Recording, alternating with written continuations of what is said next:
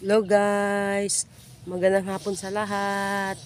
Ito na naman ako, muli pong bumabalik sa inyo, nagbablog. Andito ako sa isang garden ng mga sili, mga talong, okra, saging, at iba pa, kamuting kahoy, patola. Dito pa ako sa isang bakante.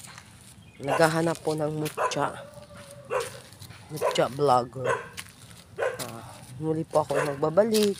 Marley Inopia. Ayan po.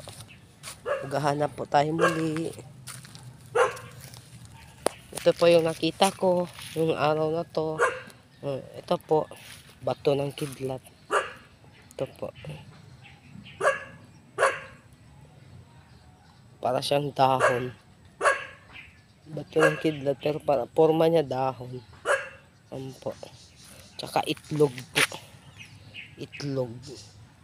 Ito po siya, kakaibang itlog. Matagal na siya sa lupa eh. Ayan po, nakuha ko po. So, maghahanap po tayo muli. Ayan po. Tsaka may jollen po akong nakuha. Hindi ko pa natingnan kung anong klaseng jollen to. Ano yung jollen ko? Jologs meron. Joke lang po. Mamaya na lang yung jollen. Ayan po. Mga aso.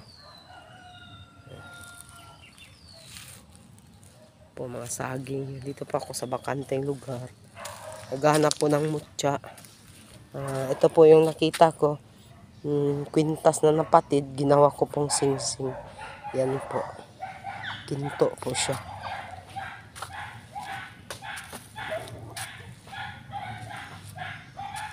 Salamat po. Yan po mga ano nila. Mga basura.